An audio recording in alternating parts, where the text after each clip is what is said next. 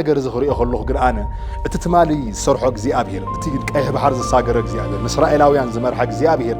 ክሪኦ ከለኹ ከምብዎ ከለኹ ሎሚ ኣባይ ዝኾነ ዘሎ ኮይኑ ይስምዓና። ሃሌሉያ ንሱ ኢኻ ተሓቂ ማለት እዩ። ምክንያቱም ኢየሱስ ክርስቶስ ትማልን ሎምን ክሳብ መዓዝ ንዘላለም እንታይ እዩ ያው ማለት እንታይ ማለት ብኸላ ኣባህላ ሰራሕተኛ ኢሎም ማለት እዩ። ይሰርሕ ኣሎ እግዚኣብሔር ይመስገን። ንሕናን ሰይጣንን ተፈላሊና ኢና። ሃሌሉያ ክብር ንኢየሱስ ይኹን። موت تسعيري سيطان تسعيري بارنت تبطاطش خبر نيس يخون لو من اي بارنت سلسله يبنا احنا هاللويا بنصانت كنبر نص اوصينا يلا دقيم زعبا ግብጽ حساب يله هاللويا زعبا بارنت حساب يله زعبا ጭጉራት ልጅ ገርፈካ ዝነበረ ወታደር حساب አይካለ ኮሙ ገርፈና ዝነበረ ጋኔን መንፈስ አጋንንቲ አብ ዓለም ጻውትና ዘለወር መናፍስቲ ሎሚ ክብር ነስ ይሁን ማና ስልጣን የለውም። ሃሌሉያ ስለምንታይ ቀይሕ ባሕር ተሳጊርና ኢና ምስ ክርስቶስ ይሁን ማብ ቸርች ብዛት ኩሉ ግዜ ዲኻ ኢየሱስ ተፈጸመ ጽልኪል ውይ ተብለና እንዲ ሓደ ማዓልቲ ከብለካ ጨገም ይብላ ንጽው አልካ ኸሊ ዘብል አቢልካ ግን ንፈርሕና እንታ ዓይነት መንፈስ ዘብለካ ዘለው እንጥቅቕ ስለ ዘለና ብትክክል ክርስቶስ ሰብክ ሰልቢ ሰልቺና ኩሉ ግዜ ኢየሱስ كل جزء القوات كل جزء تفصمه كل جزء غريس صلشي يجلس انا غير قرب زيت السخنات تنبيتات جلنا يراعينا له تباركك እግዚአብሔር ሰማይ ከፍተልክ እግዚአብሔር ቃል ኪዳን ይርአለሁ ቀለበት وما عين سباخ يرى ቀለበት ራይ ዝራ ዝገርመን ነው እናቱ ቀለበት ላይ ተራእየት ሱሃት ጸገማሉ ባል ቀለበት ራእያንን ነው ለምን አንቺ ቀለበት ያንቺ ቀለበት ነጭ ጣት ነው የሚታየኝ ብላ ፈረንጂ ሀፍቴ ኮፍ ኢላ 15 ዓመት ፈረንጂ ተሰለ ፈረንጂ ነገር ታይና ፍሪካና ዝደኸው ሓደ ቱሪስት ሪያ 15 ዓመት ዋጋ ተፊለ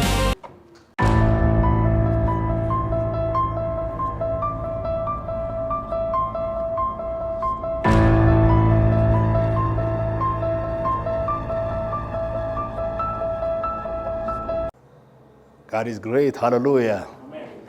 عبي أملاكنا نملك كبرني يسوع يخون كبرنا قوي يخون لا أيمرنا زخونك زي أبي هير لا حسابنا زخونك زي أبي هير كم قلت صوت زين خل ناتو هلاونت مسانا زنبر كبرني يسوع يخون ناتو قرما ناتو خبري ناتو قسنت زي أبي هير مسجن ناتو Hallelujah. Praise God. ناتو provision بنقر كله مسانا زلوك زي أبي هير أملاك أبونا إنسو Hallelujah. Thank you Father. Hallelujah. Praise God. Praise God. ويداسنا يا هاللويا أبزت آت كريستوس يسوع كجلت كله زبل حساب amazing زخون حسابنا نزرارب زلنا لو ما أنت أنا إجزابير لو ألا ونتنا إجزابير حيا لنتن كرينا إجزابير مسجد مخنياتهم إجزابير كل جزء هياوي praise God لو ما أنت أبزخون رأي خلنا إجزابير أنا خم بخله خصنا خله بايزوي أنت إز باري ترى إنك أني الكبرني يسيخون بق أبزي خلتها معلتات of course ready زخونه اللي جزء نمبال تراي زي كنا ready نموهان تراي زي كنا I was touch بق أبوشت أو بزخونه أنا إجزابير متنكافز بهالنجر مش الله خبرني يسيخون سلزي أنا خاب تعامي دست بلن enjoy زقبر مس قوي تها إجزاء حلو فلو سلزخونه إذا نجر زخوري أخلوه قر أنا تتمالي صرحك زي أبير تيجي أي بحر الساجر زي أبير نسرائيل أو يعني زمر حق زي أبير كريو أخلوه كم بو أخلوه لو ما أباي زخونه زلوا خوين اسم عن هاللويا نسي خات حق مالتي مخنياتهم يسوع كريستوس تمالن لومن كساب معاز نزل عالم انتاي ياوي مالت انتاي مالتي بخلا باهلا سرحتنيا يلومون مالتي يسرح على لومون እግዚአብሔር መስገን ስለዚህ እስራኤላውያን ዝነበረ እግዚአብሔር ታሪክ እንሰምዕ ዘይኮነ ሰሎሞን ክራይስት ምሳና አሉ ወይታ ይባረክ ስለዚህ እቲ ሽዑ ዘሳገረ እግዚአብሔር ኣብዚ ምሳና ከም ዘሎ ህልውኑ ሴንስ እናገበርካ ክትመሃር ዘለካ እንበር ዝኾነ ትምህርት ስለ ዘሎ ፕሮግራም ስለ ዘሎ ይኮናን መጽና ዘለና ካብ ፕሮግራም ዝሓለፈ አሎ ሃሌሉያ ካብ ፕሮግራም ዝሓለፈና እግዚአብሔር ፕሬዘንስ ምሳና አሎ እግዚአብሔር ክብር ምሳና አሎ ክብር ንኢየሱስ ይሁን ወይታ ይባረክ እንበር ዝኾነ መውዓልሲ እና ይኮናን ተኣኺምና ዘለና ክብር ለኢየሱስ ይሁን ነገር ግን ናይ እግዚአብሔር ክብር ሎሙን ምሳና ይሰርሕ በአኻ ይሰርሕ ስለዚህ እዚ እንደሐሰብና ኢና ክብር ንኢየሱስ ይሁን ክንመሃር ማለት እዩ ኣብ ዘጸአት ምዕራፍ 15 ኢና ዘለና ዘጸአት ምዕራፍ 15 እስራኤላውያን ልክ ቀይሕ ባሕር ተሳጊሮም ምስ ሓለፉ እግዚአብሔር اتناي مجمريا زنبره ناي نصانت اواج اب هيوتم كوجلهم كلون مس እግዚአብሔር ናይ ነጻነት ጉዕዞ ጅምሩ ኸለውን ኢኹም ትርእይዎ ማለት እዩ እዚ ማለት እንታይ ማለት እዩ ንመጀመሪያ ግዜ ብቀይሕ ባህር ምድፋን ሓድሽ ዝኾነ ህይወት ጀመሩ ላይፍ ማለት እዩ እዚ ማለት እንታይ ማለት እዩ አባናን አብ ሞትን ዝነበረ ባርነት ብሞት ፍርሓትን በባርነትን ተዓጺና ወይ ከዓ ተቆሪና ዝነበርና ንሕና ዓለማ ውሽጥ ዝነበርና ንሕና ማለት ኮይ ዘርኤና ምሽ አነ ንስኻና ዓለም ዝነበርና ሰባት ነገር ግን ክርስቶስ ኢየሱስ አብ ክንዳይና አብ ክንዳኻን ልክ ምስ ሞተ موت سعيرو مستساء لك عبو آميننا خان احنا خاء مستساءنا آبانان آب موتن آبانان آب عالمن كبرني يسيخون لك عقيه بحر تعاطيو إسرائيل قبصن كمستفلالي praise God نحنا سيطان تفلالينا هنا هاللويا كبرني يسيخون موت تسعيري سيطان تسعيري بارنة تبطاطيش كبرني يسيخون لو من اي بارنة سنسنة يبلنا نحنا هاللويا بنتقانت كنبر نتقاوتينا هنا دقيم دقيم بزعبا قبص محساب يلن حج هاللويا بزعبا بهرنت محساب يلن بزعبا جغراف حيزوز غرفكا زنبر وتادر محساب اي كان حجي كومو غرفنا زنبر غانين منفس اغاننتي اب عالم تصاوتنا زلور منافستي لومي كبرنيس يخونا بانا سلطان يلو من هاللويا سلامنتاي قيح بحر تساغيرنا اينا مس كريستوس ساتوم قيح بحر سغر خلو بطمقت تساغيرو يمزلنا مصحف قدوس مش بطمقت تساغيرو مسو تحابابيرو مسمن مسو موسى نحنا مس كريستوس ኢየሱስ ተሓባቢርና ኢና خبرنا يزيون ቶሎ ኢልናስ ከዚ ሐሳብ እዚ ኣብ ትክክለኛ ረድኢት ክንሪኣሞ ዳሕራይ ናፍትና ኢሎም ማዓንቲ ቁጥር 22 ዘሎ ሐሳብ ክንከይዲና ማለት እዩ ኣቀዲምና ግን ቀይሕ ባህር ክሳገሩ ከለው ብናይ እግዚአብሔር ሚስጥር እንታይ ተሰሪሑ ብዛዕባ ክርስቶስ ዝመስክረልና ነገር አሎ ናይ ቀይሕ ባህር ምስጋር ቀይሕ ባህር ተሳጊሮ ማለት እግዚአብሔር ክነግረና ዝደልዮ ሐሳብ አሎ ንስኻ እንታይ ተተባሂሉ ናይ ክርስቶስ ኢየሱስ ናይ ትንሳኤን ናይ ሞትን ጥምቀት ሃሌሉያ مسؤ مويتنا مسؤ تسينا زبل تمكت بقيح بحري مسجار مسموسي متحببار እግዚአብሔር كمهروم زدلي حساب نيرو نسي ابانا تفصيم لمو ጎይታ ይባርክሎም ዝኾነ ዝረአ ቀይሕ ባህር ዘይከሉ ኸል ነገር ግን ዝረአ ናይ ባህር ሞት ዝበሃል አሉ ንሱ ኢና ሓሊፍና ሓሊፍ ተሳጊርና خبرنا ይዝይኹን ናብ ደረቅ ምድር ሓሊፍና ማለት እዩ ብሞት ኢና ሓሊፍና ግን ብሞት ናብ ህይወት ተሳጊርና ፍሬዝ ጋር ብናይ ሞት ብናይ ክርስቶስ ኢየሱስ ሞት ደረገ ብናይ ክርስቶስ ኢየሱስ ትንሳኤ ማለት እዩ نخالوت مقابرهم زخون نخالوت مطفيهم زخون عنا ግን ህይወት ኮይንላ ማለት እዩ ጎይታ ይባረክ ስለዚህ መጽሐፍ ቅዱስና እዚ ሐሳብ በትክክል ዘብራህረህልና ቀደማይ ቆሮንጦስ ምዕራፍ 10 ዘሎ ሐሳብ ቶሌልና ንራእዩ ታይ ከም ዝብለና ስሙ ኦኬ ካብ ሰለስተ ጀሚር ኩላቶም እቲ ሓደ መንፈሳዊ ምግበልዑ ኩላቶም እቲ ሓደ መንፈሳዊ መስተሰተዩ ካብቲ ዝስዕቦም ዝነበረ መንፈሳዊ ከውሕሰትዮም እዮሞ እቲ ከውሕ እቲ ኸኣ ምን ነበረ ይብለና ክርስቶስ ነበረ ይብለና እሺ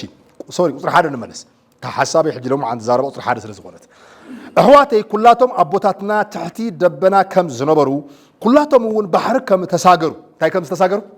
بحري هاللويا الشيء انتاي بحر مستقار قند باولوس رديت انتاي تي ريفيليشن غيرو خمس الله خلو انتاي مالت كم زغونه راي وانتاي كم زبل كلاتهم بحري كم تساقروا يبلمو زيت فلط خد كونو ايفوتن يمسبله كلاتهم دما بدمنا ببحرن ناب موسين تاي غبرو يبل زيادة بوينت ناب موسى انتاي غبرو تطمقوا موسى ناي كريستوس مثالي اتهزب ناي كريستيان مثالي اتبحر خا ناي موتن ناي تنساين مثالي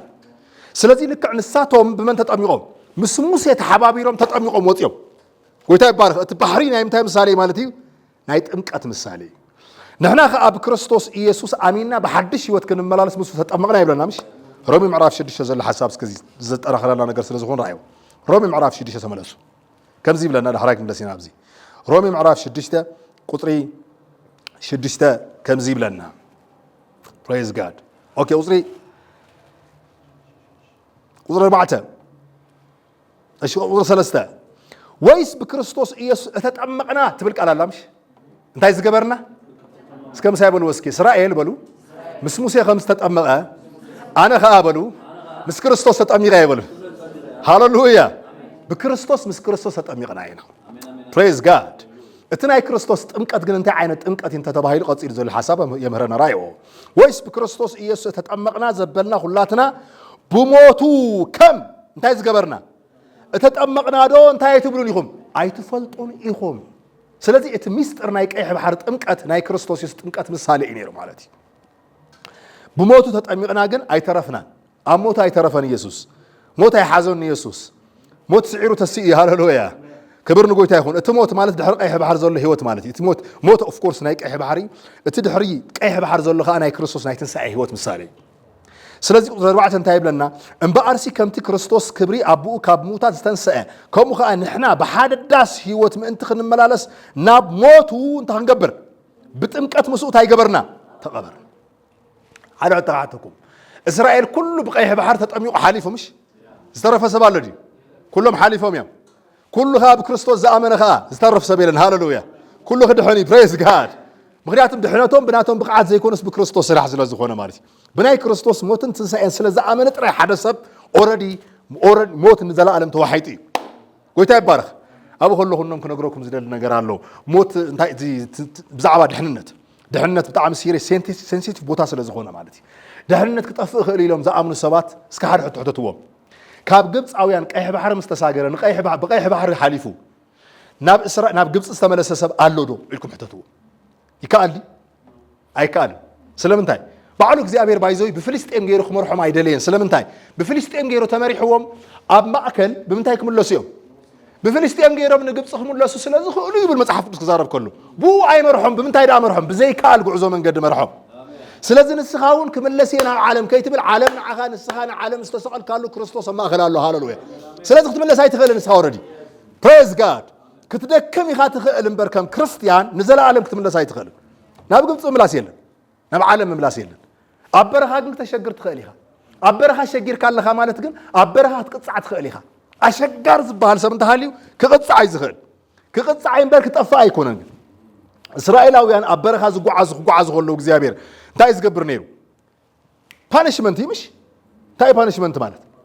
መቅጻዕቲ እምበር መቅሰፍቲ ወይ ከዓ ንዘላለም ዝጠፍኡሉ መንገድ ይኮነን እቶም ዝተቆጽዑ ሽዑውን ክርስቶስ ክሳብ ዝመጽእ ሓልይዎም እግዚአብሔር ፍቅሪ ስለ ዝኾነ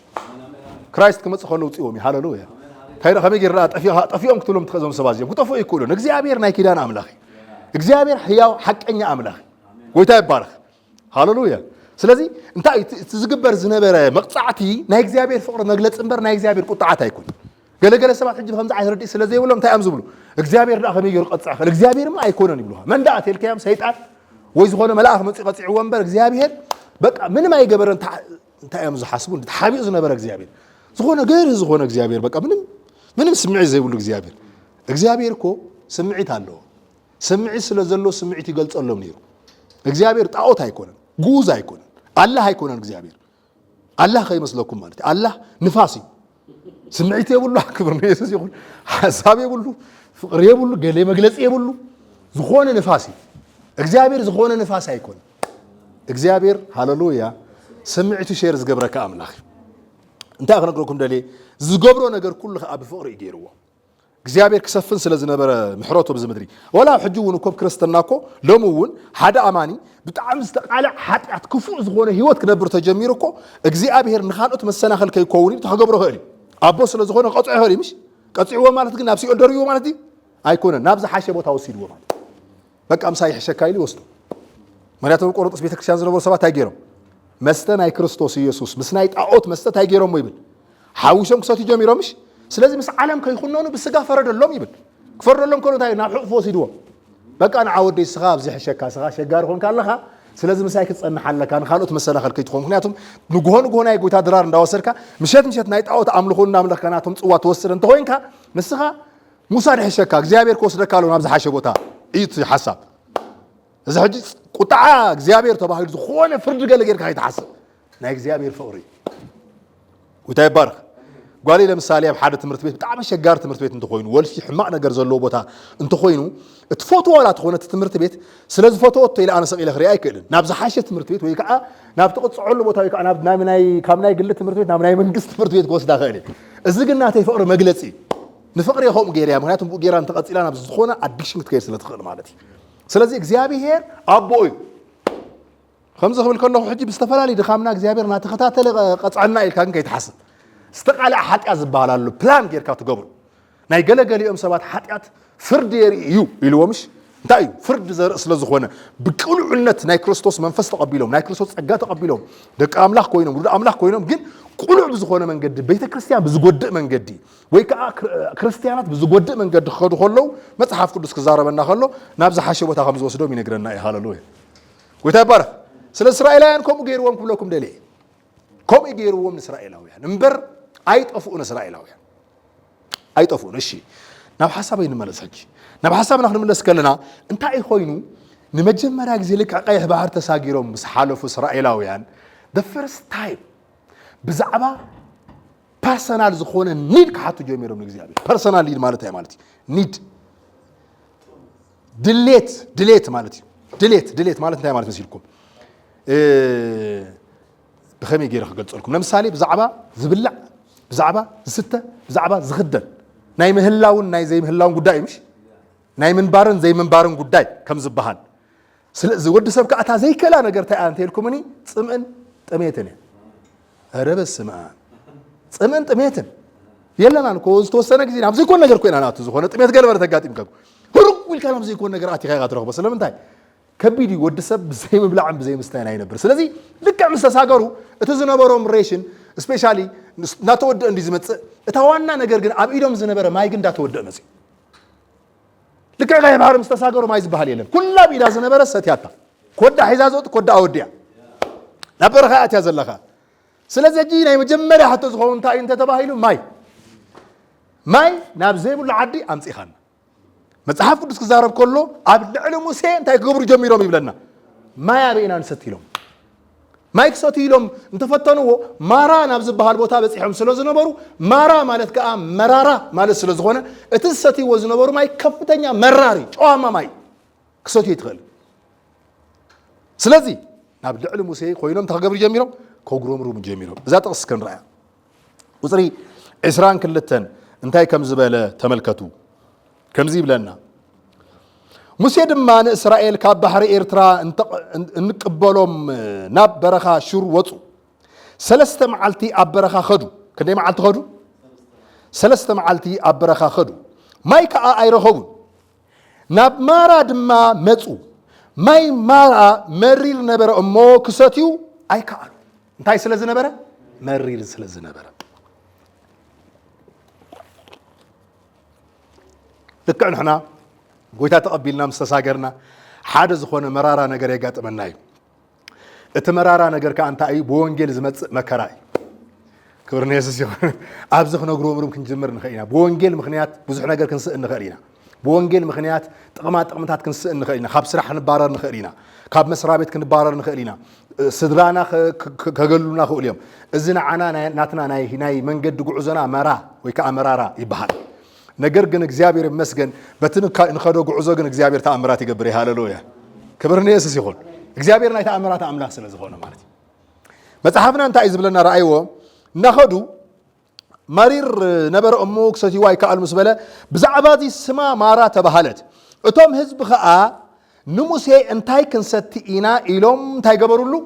أقرم رمولو بزعبات ستنجر نمجمرة جزء أقرم ريمهم صباح خاء بزعبات زبلع نجر كقرم رمين زبلع نجر جناس لزولي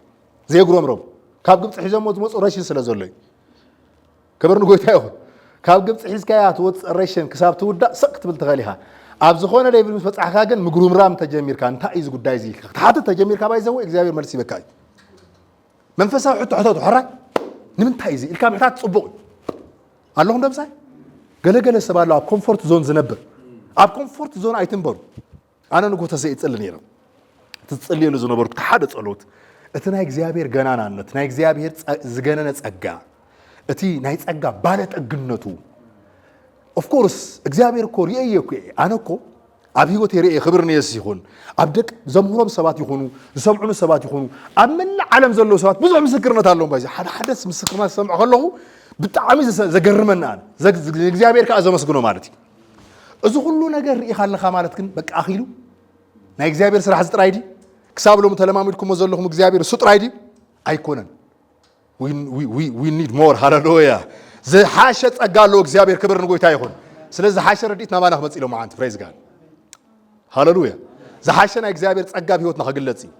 زي حاشة إخزابير كبر خنرينا hallelujah كرينا بشيوتنا that's why نحن تصفنا كريستيان تصفوسي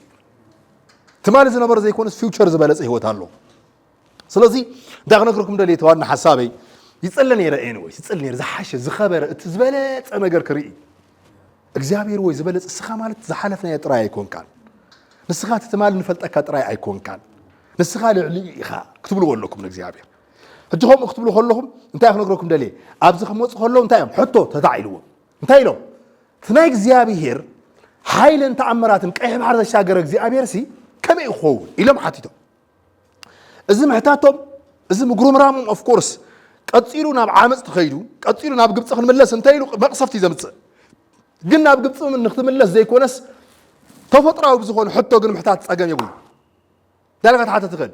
እቲ ኣብ መስቀል ዝተሰርሐ ስራሕ ኣበይ ኣሎ ሕድሕድ ኣብ ሂወተይ ክሪኦ ኣለኒ ኣብ ናብራይ ክሪኦ ኣለኒ ክብሪ ንጎይታ ይኹን ሰላሙ ዕረፍቱ ደስትኡ ሓጎሱ ክብሪ ንጎይታ ይኹን እቲ ኣብ ፅሑፍ ዝተፃሓፈ ኩሉ ኣብ ሂወተይ ክሳብ ዝግለፅ ክብሪ ንጎይታ ይኹን ኣብኡ ፎከስ ገይረ ክነብር እየ ምክንያቱም ፎከስ ንምግባር ዝግበር ሕቶ ኩሉ ግዜ ቅንዕና ዝተመልኦ ሕቶ ኩሉ ግዜ መልሲ ኣለዎ ጎይታ ይባርኽ ስለዚ ከመይ ናይ እግዚአብሔር ነገር ክሳብ ሕጂ ዝመፃናየ እሱ ጥራይ ድዩ ኣይኮነን ኢልካ ምሕታት ፀገም የብሉ ስለዚ ኣብ ዘሎ ሓሳብ ረኣይ እንታይ ብለና መፅሓፍ ቅዱስ ዛረብ ከሎ ኣብ ልዕሊ ሙሴ እንታይ ገበሩ ይብል ኣጉረምሮም እሺ نغزل صرح ندي علنا نسخة أنا بجزي أبيهر تمهلله أجزي أبيهر دم حنت أرأيو تبلك أنا حنت أنت أرأيو حنت أرأيو أتا انتأ أتا نايجزي أبيهر مثالية أتا ناي إسرائيل مثالية بعلا أتا قطران بعلاون عصرت خلتي أتبل تحتي لازلا ناي عصرت خلتنا قد إسرائيل مثالية كاب عصرت خلتنا قد إسرائيل وشتي زوت أنا هيوت منش خرستوس الله مالتي هاللويا كابتنا هيوت جند زوت أنا هيوت منش اللهنا يسوع مالتي praise God إذا مثالية غير خور يسوع لازم لي إكزامير نمتى بخال زي ما روح نمتى أو كوابت ريحهم نمتى أنا عصرت خلت أمر يقوم نمتى أنا عصرت خلت منش زوت رمز له أنت مالتي زي سكر رأيه እግዚአብሔር ድማ ሓንቶ ኦማር አዮ ናብቲ ማይ ደየበ እቲ ማይ ከዓ መቀረ ይብለና ናብቲ ማይ ከዓ እንታይ ገበረ ብል ደርበዮ ትብል ቃል አለ እሺ ሶሪ ናብቲ ማይ ከዓ ታኦም እንታይ ገበራ ደርበያ እዚያ ማለት ታኦም ከም ዝበልኩም ናይ ክርስቶስ ምሳሌ ናይ ክርስቶስ ምሳሌ ስለ ዝኾነት ክርስቶስ ናብ ዝኾነ ቦታ ድርበዮ ከለኻ እቲ ኦም እንታይ ዝገብር እቲ ማይ እንታይ ዝኸውን ጣዕሙ ይቀየር እዚ ማለት ኣብ ካልኣይ ነገስት ምዕራፍ 2 ቁጥር 19 ከባቢ ዘሎ ሓሳብ ትሪእዎ ትኽእሉ ኢኹም መን ይሱ ኢያሱ ማን ነው ኤልሳ እዚ ምድሪ ዘሎ ማይ ጨዋማ ምድሪ እዩ ጨዋማ ማይ እዩ ጥዑም ኣይኮነን ክንሰትዮ ኣይከኣልናን ኢሎም ሞት ከዓ በዚህ ሕሎም ዝ ምድሪ እዚ ጭንገፋ በዚህ ሕሎም ስበልዎ መጽሐፍ ቅዱስ ክዛረብ ከሎ እንታይ ጨው ገይሩ ደርበየሉ ይብል ናፍቲ ማይ እቲ ማይ ከዓ ተፈወሰ ዝብል ቃል ኣለምሽ ድሕሪ ከዓ እቲ ማይ ጥዑም ኮይነ ይብል እንታይ ማለት በኋላ ክርስቶስ ኣብ ዘሎ ሁሉ ነገር ጥዑም እዩ ፕሬዝ ጋድ ናብ ህይወትካ ክርስቶስ ክድርበ ከሎ ህይወትካ ጥዑም ዝኸውን ሃሌሉያ እስከምሲ ኣውጆ እስኪ ህይወተይ ጥዑም ይበል እስኪ ካብ መን ዝተልዓለ ካብ ክርስቶስ ዝተልዓለ ማለት እዩ ክራይስት ዘሎ ኩሉ ግዜ ናብ ጣዕሚ ዝቕየር ሓደ ንሲ ካልኣይ ነገር ከዓ ትዝክርዎ እንትኾንኩም ዝሓሳብ እዚኣ ኣብ ዮሐንስ ምዕራፍ 2 ኢየሱስ ንመጀመርያ ግዜ ተኣምራት ዝገበረሉ ኣብ ምንታይ ኣብ ማይ ምሽ ብማይ ኮይ ተኣምራት ገይሩ ማይ ናበይ ቀይርዎ ናብ ወይን ቀይርዎ እንታይ ማለት ናይ መጀመርያ ተኣምራቱ ገበረ ይብለና ኣብዚ ከዓ ናይ መጀመርያ ናይ እግዚአብሔር ብዛዕባ ዝስተ ብዛዕባ ዝብላዕ ተኣምራት ቅፅል እግዚአብሔር ብዛዕባ ዝስተ ተኣምራት ገይሩ እግዚአብሔር እዚ ማለት ናይ ክርስቶስ ምሳሌ ክርስቶስ መጽኡ ምሽ መጽኡ መጽሓፍ ክዛረብ ከሎ እንታይ ይብለና ወይን ጠጅ ወዲኦም ይብለና እዚ መዓል መርዓ ስባይ ወይን ጠጅ ውድኦም ጽቡቕ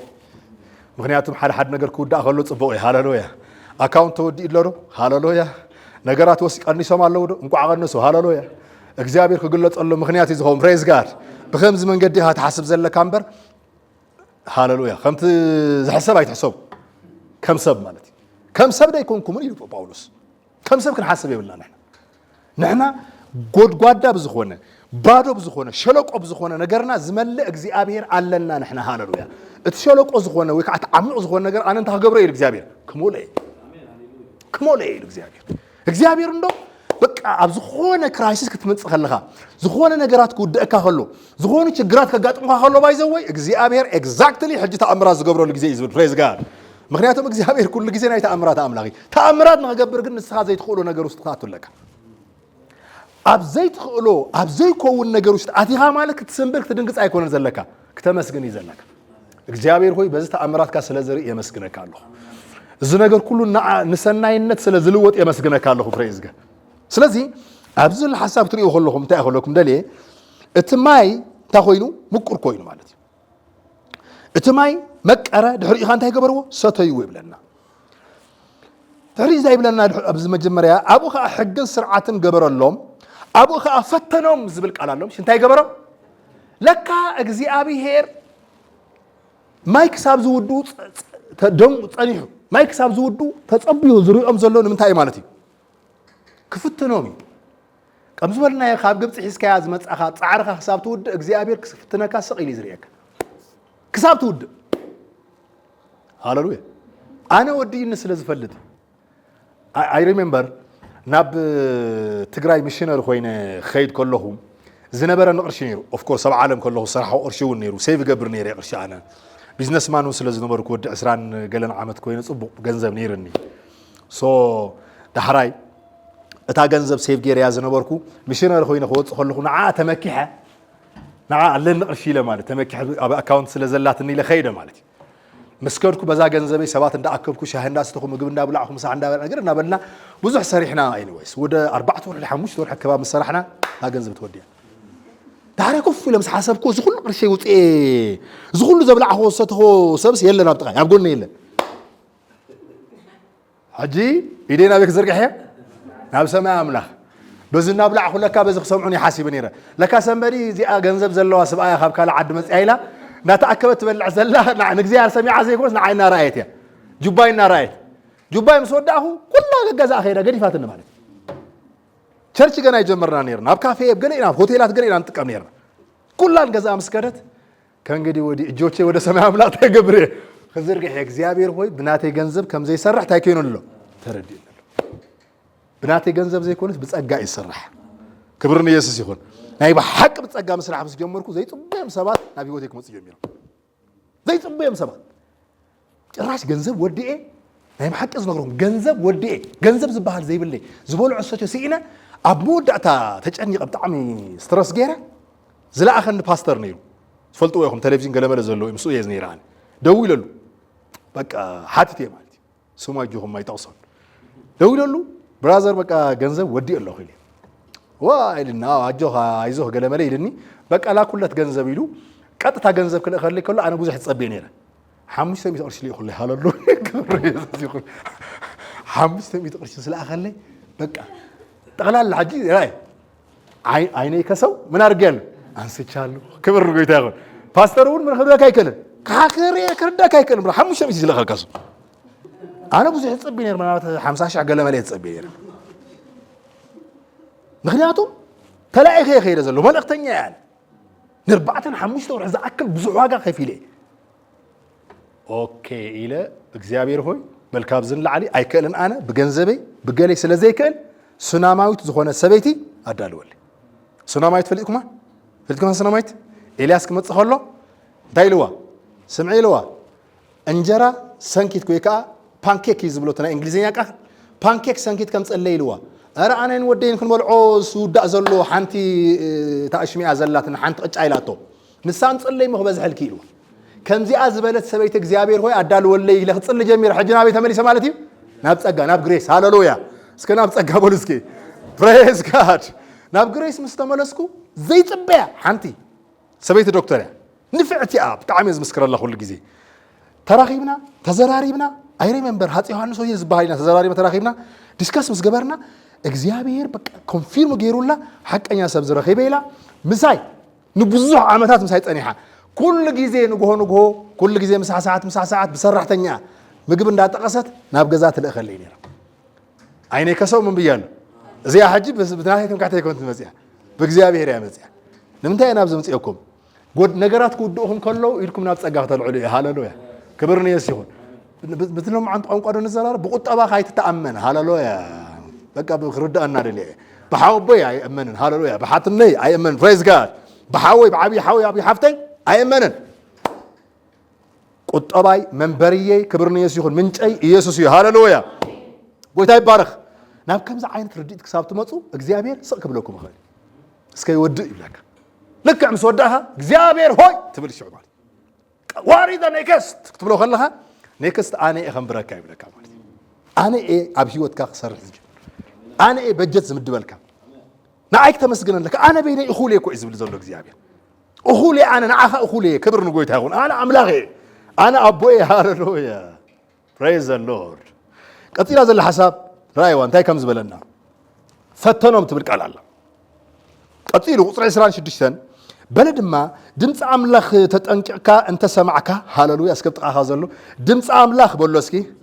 تتأنكك أنت سمعك اجزاء بهير بقوله تأمرات قبر الكاي بقوله هاللويا أنت سمعك أنت عينك ونعز خونا خاء أنت قبرك تأزازاته وانتن أنت بلك كل حققاته دما أنت حلها أنا اجزاء بهير يبلمه فواسيخ أي أمه هاللويا حق زبل زلون أتسقى غيره حق بمسيطة هاي بنيرو مش تسقى حق بكريستوس متى سلازم إحنا أنتي نتسألني لا نسمع تسقى إنا نسمع حقي كنا نسمع تسقوا أنت سمعنا فواسينا مني إجزابير جهوفا رافا طبعا هي لسه على سمعتي أنا إلو من إسرائيليين حج سمعوني بجس أبكت ما يكونون زلوا أهبارت ساقيرو من أبرخا أمات يمزلوا أبرخا والعخ حمكا إلي هوسبيتال يلا أجوراز بحال هوسبيتال يلا كبرني يسيخون أديسي وزبال هوسبيتال يلا أبكوا يوم تاي زبال هوسبيتال زلوا تهون هوسبيتال يلا سلازي تعامل أنت أين هنكون شو كحاني تقلز تقام زنو مرو عبيتو بوتا تاديتات علو دم بزح زلو سب علو سلازي كلها بزعبان ستة راي زي كونس بزعبان أي منبارن زي منبار حطوا له سلازي بوشت أمزل حطوا سلازي فلت أجزابير سمعوا لهم قالي أنت دا السمع لهم كينكم أنا زبلوكم تسمعون دا أخوينكم يلوم أنا أنت يكم إيه فواسيهم اسك أجزابير فواسي بلسكي بيسوس كريستوس من أجزابير فوسا بيوتكم كحل في هاللويا سلام أنت تباهيلو هياو زخونه فواسي جهوفا رافا منيو يسوسي جهوفا رافا مالت أجزابير تاي فواسي مدحانيت أيو مالت مدحانيت مالت كأي يشوا كأي يسوسي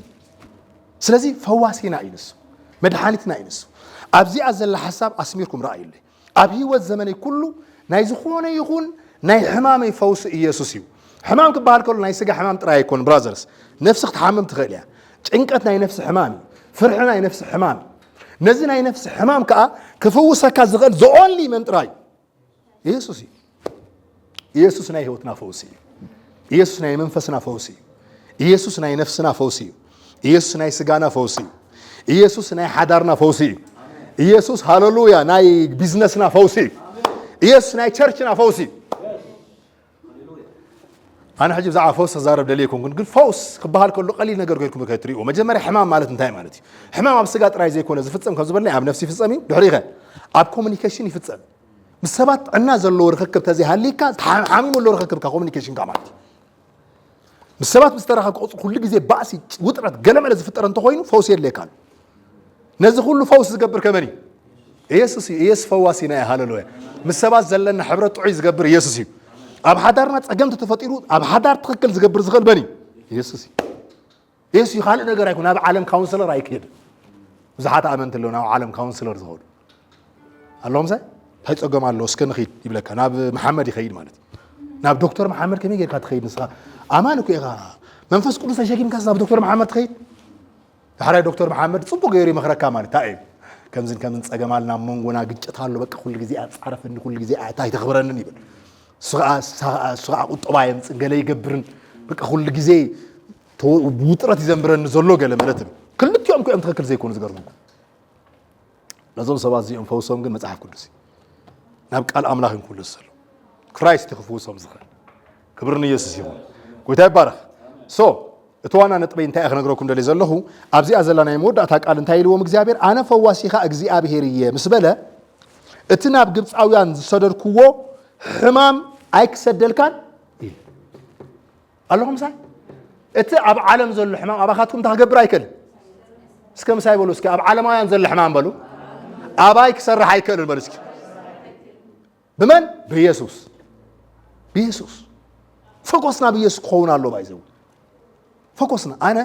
ብዙሓት ሰባት ክፎስ ከለው ሪያ በግልግሎት ይባይዘው ገለገሊኦም ኢንስታንትሊ በቀጽዋት እዮም ተፈውሰው ገለገሊኦም ከዓ ሆፍ ኢሎም እንዳተማሃሩ እትቃል ባዕሉ ይፈውስዎ ገለገሊኦም ከዓ ኣብ ዝኾነ ግዜ ምናልባት ኮፍ ኢሎም እንዳተማሃሩ ንሓመሙ ጽኡ ኢሎም ይቅጽሉ ምሽ ኣብ ዝኾነት መዓልት ለና እግዚአብሔር ግዜ በታ መዓልት ተሰኽፍዎስ ከለው ሪያ መጽሐፍ ቅዱሳዊ ጠቅስለና እቶም ሎም ጻማ ዝክሮም ይሆምሽ عصرت لم تصامت نبي يسوع مسيح يبل دحراي كنصح دلينا يلمو نصح يلو እንታይ ግበሩ ንጹህ ምስበሎ ወዲያው ነጽሆም ይብል አይኮነን ናብ ዓደም ከይዶም ይብል ብዙሕ መዓልታት ተጓዓይዞም ኣብ ዝኾነ ዓድ ምስ በጽሖም ዓደም ምስ በጽሖ ግን 10 እዮም ነጽሆም ይብል ኢየሱስ ቃል ጥራይ ተዛሪብኩ ቃል ወጽኢለ በህይወትካ ማለት ዩዊል ሲ ኣብ ዝኾነ መዓልት ክሰርሕ እዩ ሃሌሉያ እተን ኣምኖ ሕናት ናይ ክርስቶስ ያው ቃል እንበር ስኹነታትና ኣይኮን ድሕሪ ዝተወሰነ መዓልታት ካብቶም 10 እቲ ሓደ ናብ መጽኢ ናብ ኢየሩሳሌም ተመሊስ ናብ ኢየሱስ ጎይታ ኢሉ አቤት ነጽህ ኢሉ ካብቶም 10 ዝነበሩ እንዲኻ ኢሉ እወ እቶም 9 ክናቤ ከይደም ኢሉ ትሪኦም ኣለኹም ኢሉ 10 ሰባት ነጽሆም ኢየሱስ ይፈልጥ ይኸም ዝነጽሁ ቃሉ ይዛኣምን ሃሌሉያ እቶም 10 ነጽሆም እቲ ሓደ ንምስክርነት መጽ ኢሉ እቲ ሓደ ንምስክርነት መጽ ኢሉ ስለዚህ ኢንስታንት ፈውስሎ ቆምኻ ፕሮሰስ ፈውስሎ ግን ፈዋሲና እግዚአብሔር ሃሌሉያ ፕሬዝ ጋድ ኦኬ ዳህራ እንታይ ይብል ናብ ኤሌም ድማ መጹ ዝብል ቃል ኣለምሽ እዚኣ እስክፈትሐልኩም ኤሌም ትብል ዘላ እንታይ ማለት ከም ዝኾነ ናብ ኤሌም ድማ መጹ ይብለና ኣለምሽ እንታይ ማለት ኤሌም እንታይ ማለት ኤሌም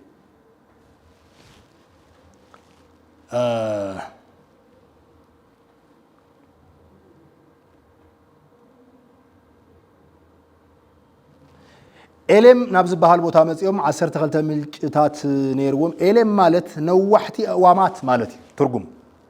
ናብ ነዋሕቲ ኣዋማት እግዚአብሔር ወሲዶም ናብ እንታይ ናብ መዕቆብ ማለት እዩ ኣብ በረኻ ስለ ዘለው ኣብዚ ቦታ እዚ ንወርሕ ዝኣክል ክጸንሑ እዮም እስራኤላውያን ስለምንታይ እዮም ዝጸንሑ ተባሂሉ እግዚአብሔር እንታይ ክገብሮም ኣሎ ከዕርፎም ደሊሉ እግዚአብሔር ናብ ዝኾነ ናይ ዕረፍቲ ቦታ ከም ጸና ከሎ ከምዚ ክብርኒ እዚ ይሆን ዕረፍትና ብክርስቶስ እዩ ዘሎ ሃሌሉያ ኣብዚ ግን ሓደ ብጣዕሚ ዝገራርም ዝኾኑ ትምህርታት ክመሃሩ እስራኤል ክመሃሩ ሕጂ ናይ እግዚአብሔር ስርዓት እግዚአብሔር ናብ ዕረፍቲ ከምጸካ ከሎ ባይዘወይ ስርዓቱ ከምረካ እዩ ዝምጸካ ስርዓቱ ማለት እንታይ እዩ እቲ ሰማያዊ ዝኾነ ስርዓቱ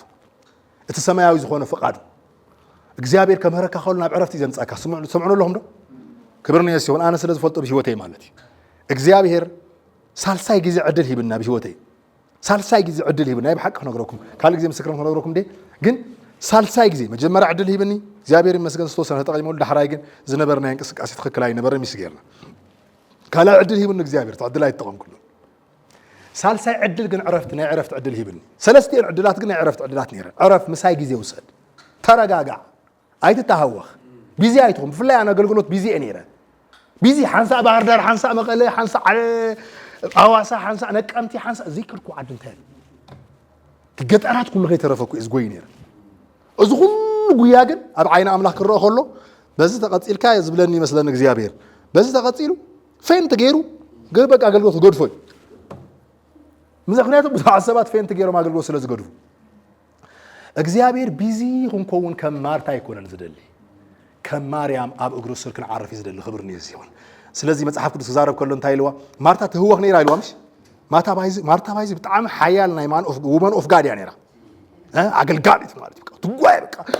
ራባባባ ትጎይ ዝኾነ ዓዲ ትኸይድ ሃዋሎት በቃ ትዋጋ ትቃለስ ንጎይታ ክትሐጉሶ በቃ ኣብ ክችን ገለመለ ግደፎ ኣብ ቸርች ከምኣ ዝበለ አገልጋሊ የለን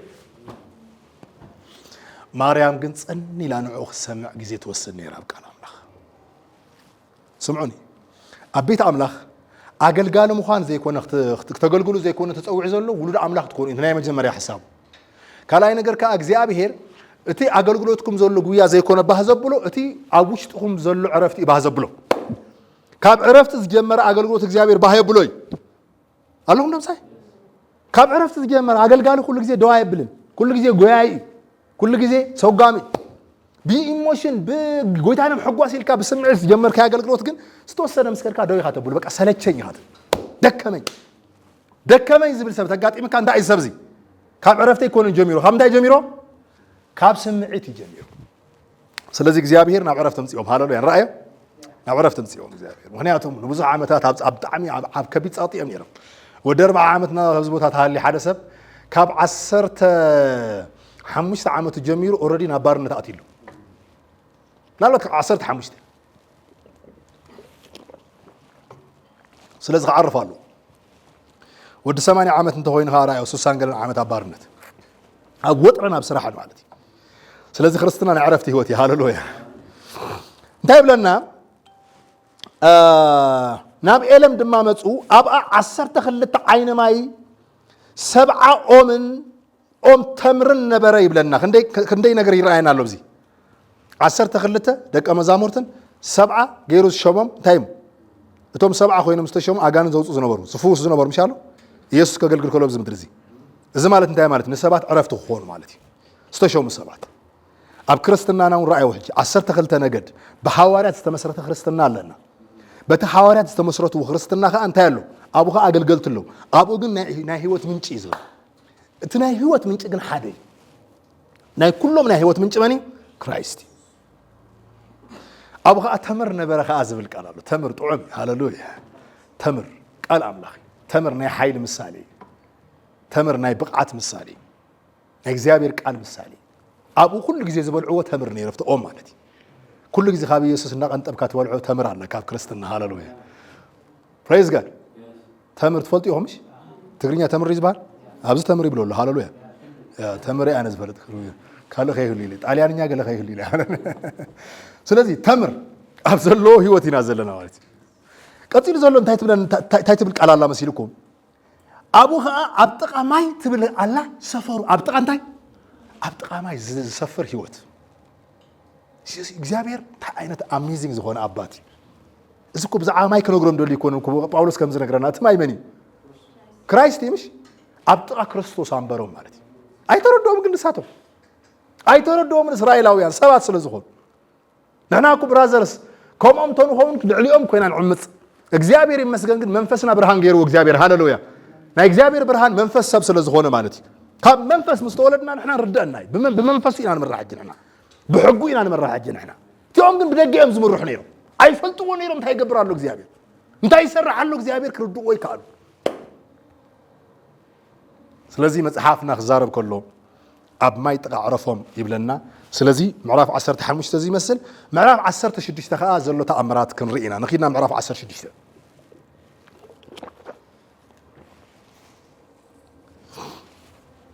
ምዕራፍ 16 ምዕራፍ 16 ትሪኡ ከለኹም ብዛዕባ ናይ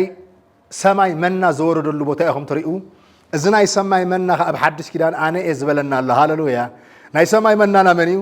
እስኪ ኢየሱስ ይበል እስኪ ካብ ሰማይ ዝወረደ ናይ ህይወት እንጀራ መን ኢሉ ኣነ እቲ ኣብ ምድረ በዳ ካብ ሰማይ ዝወርደልኩም ዝነበረ እንጀራ ብዛዕባ ይኮ እዩ ነይሩ እኮ እዩ ዝብሎም ዘሎ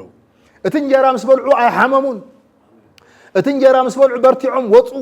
እቲ እንጀራ ምስ በልዑ ኣብ መንጎኦም ዘልዮም ዝነበረ ፕሮቲን ዘልዮም ዝነበረ ቫይታሚን ዘልዮም ዝነበረ አዮዲን ዘልዮም ዘበለን ደቂ ሰባት ኩሉ ዘድሊ ብምሉእ በዚ እንታይ ነይሩ ብምንታይ ኣቕሚጦ ነይሩ ኣብቲ መና ተመና በሊዕኻ ኣለኻ ማለት ኣብዚ ከተማ ዘሎ ጠቕላላ ናይ ምግቢ ዓይነታት በሊዕኻ ማለት እዩ ሃሌሉያ ኣታለኹም ሃሌሉያ ኣሜዚንግ እኮ እዚ እዚ ማለት መን እዩ እዩ ዝብል ዘሎ ኣነ እኮ እዩ ዝብል ዘሎ ኢየሱስ ንዓይ ዝበልዕ ሰብ ኩሉ ኣሎ ውሽጡ እቲ ናይ ሰማይ መና ዝበልዕ ሰብ ናይ እግዚአብሔር ባህሪ ውሽጡ ኣሎ ፅድቂ ኣምላኽ ውሽጡ ኣሎ ሃሌሉያ ፍርሃ ኣምላኽ ውሽጡ ኣሎ ሃሌሉያ ምእዛዝ ኣምላኽ ውሽጡ ኣሎ ኣገልግሎት ውሽጡ ኣሎ ጸጋ ውሽጡ ኣሎ ቅድስና ውሽጡ ኣሎ ኩሉ ነገር ኣብቲ ካብ ሰማይ ዝወረደ መና ውሽጡ ኣሎ ንዑ ኢኻ ትበልዕ ዘለካ ንዑ በሊዕኻ ኣለኻ ማለት ኩሉ ናይ እግዚአብሔር ባህሪ ህይወትካ ክንፀባርቕ ዝጅምር ማለት እዩ ፕሬዝ ጋድ ሃሌሉያ ስለዚ ምዕራፍ 16 ብጣዕሚ ብዝገርም መንገዲ እዩ ኣቐሚጥልና ዘሎ እስከ ንረኣዩ እንታይ እዩ ዝብለና ምዕራፍ 16 ክንከይድ ከለና ናይ ሰማይ እንጀራ ኢየሱስ ከም ዝኾነ ንኸርእዮም ኣብ ብሉይ ኪዳን ኮይኑ ብፅላልነት የገልግሎምን የርእዮም ነበረ እግዚአብሔር ነገር ግን እስራኤላውያን እቲ ዝስዕቦም ዝነበረ መና መን ከም ዝኾነ ስለዘይተረድእዎ ንግብፂ ክምለሱ ናይ ግብፂ ምግብ ወይ ከዓ ናይ ግብፂ ስጋ يحشنا قبل خلوا تريقهم سلازي እግዚአብሔር ቁጣ خلوا تريقهم ንምንታይ ግን ተቆጥዑ እግዚአብሔር ሳይጸገማሉ አንተ ማዓልት እንዲያ ተበሳጭዮም ዝነበሩ ቁርብ ተተዓገስ እንታይ ጸገማሉ ክግርስዕዎ ኮይም ብሽ ከምዝና ዓድ መንግስት ማለት ቁር ሃለ ሰላማዊ ሰል ሆ ተይሎ ግደፍዎም ክደخمም ከሎም ሸት ገዛ ካአቱ ይብል ኢሎም መስክር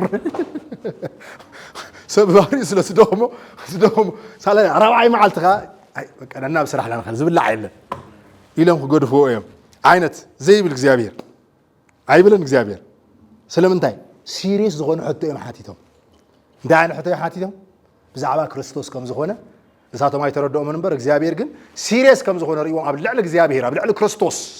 بزعبا كاب سماي بزعبا زورد منا كم زخونة بزعبا نا هيوت من جرا كم زخونة زغروم روم زلوا سلز فلت እግዚአብሔር مسغروم روم እግዚአብሔር قطعوا وقليتو يبلنا كرينا نس ويتا يبارك أبانا هونك متخلون تاي بزعبا كريستوس إيسوس سميعا ملس زي هابو سبات أب مودا تايم كون قطع እግዚአብሔር قبل عليهم مشيلو بقى خوردي سلام انتي تتبايلو سيريس ጉዳይ የሚስገረው አረቅ ስለሰተ ይኮን ዝፍረደሎ ሜስ ስለሰተ ይኮን ዝፍረደሎ ማረቅና ሜስማ ሁላትና አነ እኮ አይሰተን የር እግዚአብሔር መስገን ግን ከሁላ ሀብ ዓለም ያሳተ ያመጽያ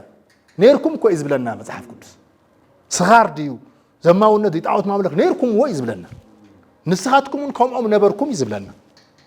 ነገር ግን ከምኦም ዝነበርናና ጎይታ ተቀቢልና እትና ህይወት እንጀራ በልዕና ዘላለም ህይወት አቲና እሳቶም ግን አይተቀበሉውን ስለዚህ ተቀበሉ ኣብ ትሕቲ ቁጣዓት እግዚአብሔር ኣሎ ስለዚህ እዚ ሐሳብ ከነግረና ከሎ ብዛዕባ ዝብላዕና ህይወት እንጀራ እዚ ነግረና ንራእዮ ከምዚ ብለና ቁጥሪ ምዕራፍ 6 ካብ 1 ክሳብ 4 ዘላ መጀመርያ ከም ብበልኩ ድሕሪ ዘሎ ከብራህረወልኩም እየ ኩሎም ኣኼባ ደቂ እስራኤል ድማ ካብ ኣሊም ነቂሎም ካብ ምድሪ ግብፂ ምስ ወፁ ኣብ ካልአይቲ ወርሒ ኣብ መበል 15 መዓልቲ ኣብ መንጎ ኤሊም ሲናን ናብ ዘላ በረኻ ሲን መፁ ኣብ መበል ክንደይ መዓልቲ ኣብ መበል 2 ወርሕን 15 መዓልትን እንታይ ገይሮም ናብ ሲና በረኻ ጉዕዞም ማለት እዩ ሕጂ ሲና በረኻ ዘሎ ጉዳይ እንታይ እዩ ክንርኤና እሱ ኣብ ሲና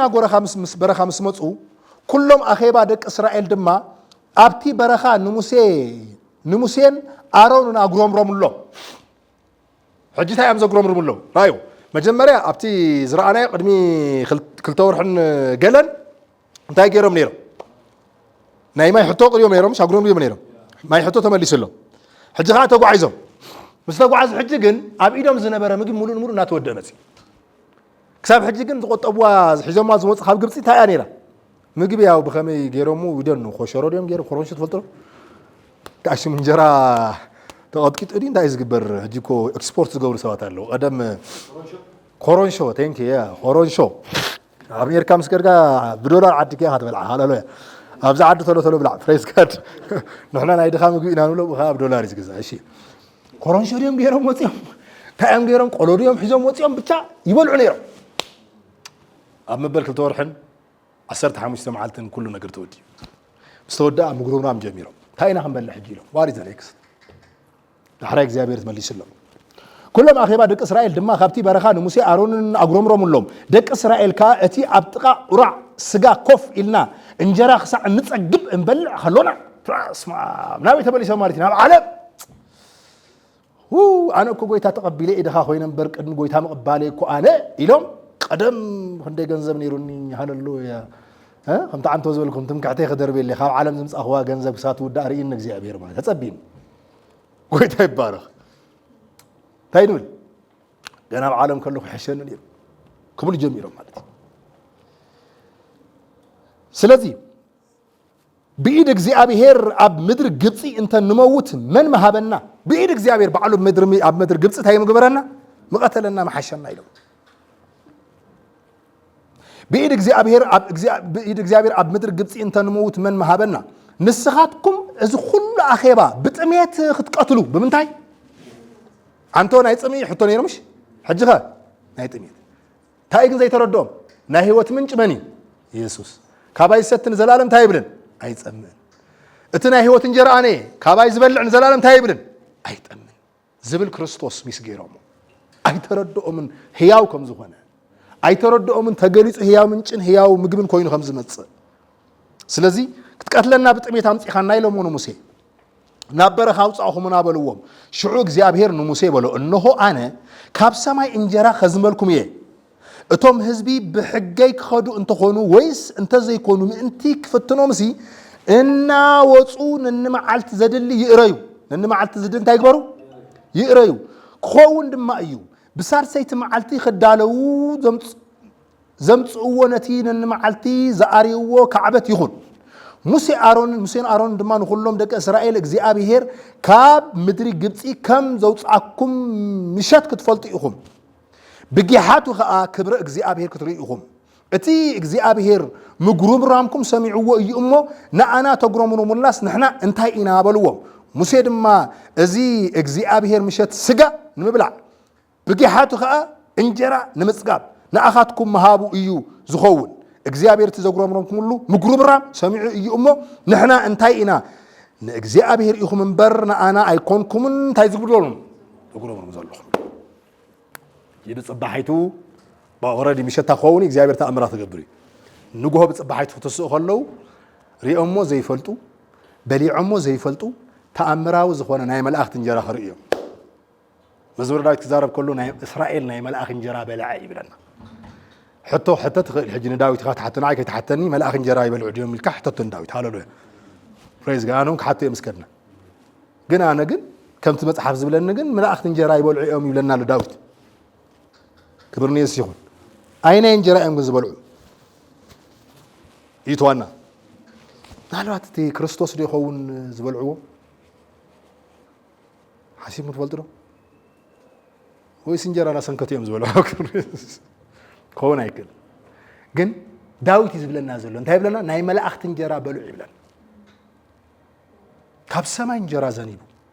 اتنجرا ጨጨብሳ ይዝመስለ ብዛዓዲ ጨጨብሳ ትፈልጥዩምሽ ጨጨብሳ ይትፈልጡ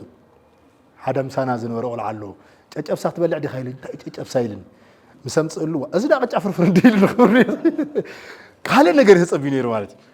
ቅጫ ብመዓር ማለት ዝመስል ጣዕም ዘሎ استسنكت قጫ بمعار ዝመስል ጣዕም ዘሎ بጣዕም ፍሉይ ጣዕም ነይሩ ንዴታት ዝኸውን ኮንተንት ኣብ ውሽጢ ነይሩ ንህፃናት ዝኸውን ኮንተንት ኣብ ውሽጢ ነይሩ ነቶም ዓበይቲ ዝኸውን ኮንተንት ኣብ ውሽጢ ነይሩ ነቶም ኣረግቶ ዝኾኑ ብሕማም ብዝኾነ ብእርግና ምክንያት ዝመጽእ ሕማም ከየጥቀዖም ንዖም ዝኸውን ዝከላኸል ሓይልን ዓቕምን ብቕዓትን ነይሩዎ እዚ ከም ዝበለ ተኣምራት ዝነበሩ ምግቢ ክበልዑ ጀሚሮም እስራኤላውያን ግን በቃ መኒና ኢሎም ኩሉ ግዜ ሓደ ዓይነት ምግቢ ኢና ንበልዕ ኢሎም لهم اللهم أبشرت بزاف كل جزء دي خا يسوع تفتصم سلكيني وو يتبلنا عندي حدا معلتي وو كبلك أجمع يقول أنا خطوة على كهالي وو زبل وو أبيلك كاجن نفرحنا أنت عينة ومنفسي وو زبلك زلون أنت قاصل زلنا بتخكل كريستوس سبخ سبدي السبزي سلكينا كل جزء يسوع كل جزء على القوال كل جزء تفتصم كل جزء غريس سلكينا هيجبس أنا قرب زيت السخنات تنبيتات قال ملتات يرعين له تباركك إجزابير سمايك خفت لك إجزابير ها قال كداني يرئ له قلبت هو معنا سباخني يرو أنا قلبت رأي الرأي زقر منخ نعناتو قلبت ناي ترأيتهم سخات أجمالون بعد قلبت الرأي له ناي نانشك قلبت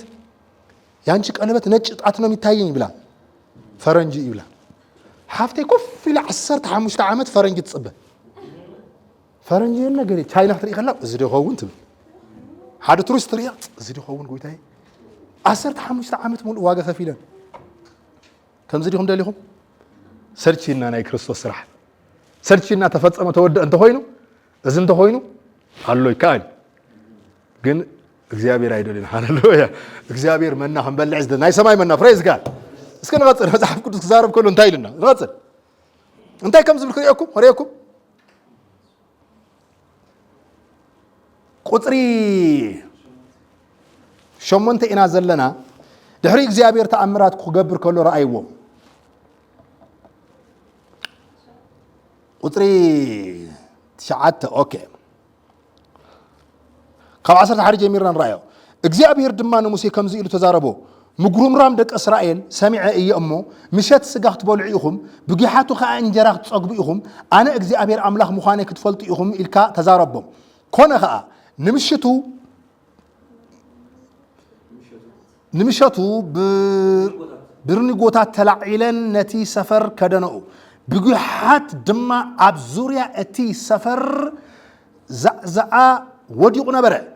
እቲ ዛዕዛዓ ምስ ሰፈፈ ከዓ እነሆ ኣብ ገጽ እቲ በረኻ ገለ ደቂቕ ከቢብ كم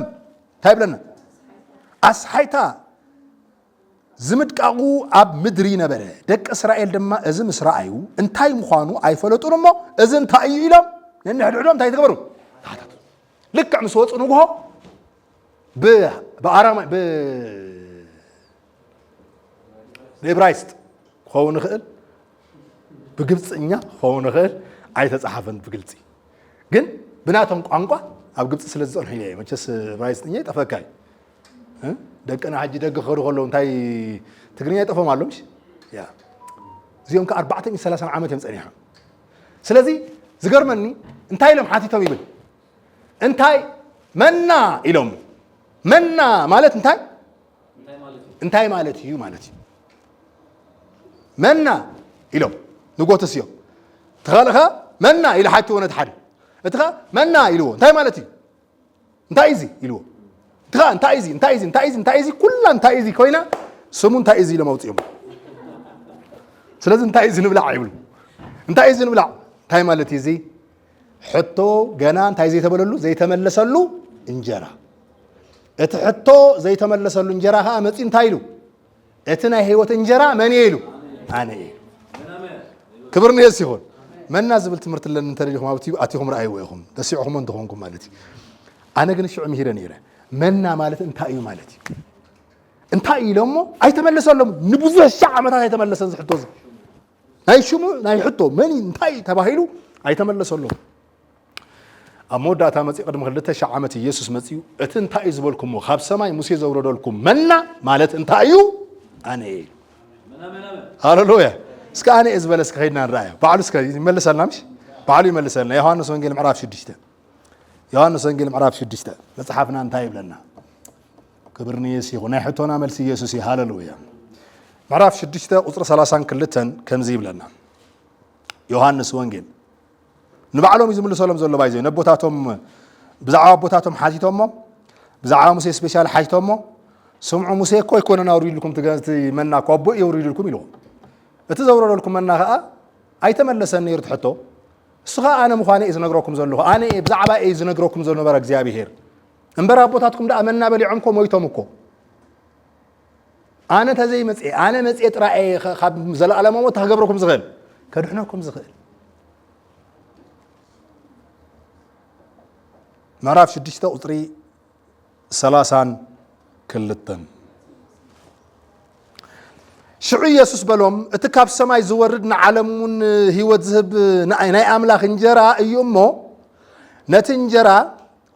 حقي كاب سماي زهبوكم ابو ايو امبر نتنجرا اتكاب سماي زهبوكم سي موسى كم زي كونه من كم زي كونه موسى تمكحتهم بمن سلازنبري موسى اها تمرت كلها داري تموسى كو ايكون السماي كاب سماي انجرا موسى تامرات غيرو كونا اوري لكم اتخاب سماي انجرا زهبوكم كوناتي ابوي سخاتكم كاي تقبلكم منن ابوي لي خني اذا نغركم زلو يلو غنا يتقبلكم منن ጭራሽ አብለ ለህ ማ ነገር ተዛረቡ ስጋ ጋኔና ለቃ ትብሉኒ ስጋ ካብ ዲያብሎስ ያ መጽያ ትብሉኒ ስጋ ወድ ዮሴፍ ያ ትብሉኒ ስጋ ይንፈልጠካ እንዴና ህዋትካን ሀትካን ክትብሉኒ አነ ምን ሙኻኔ በሉ ነግሮኩም ይሉ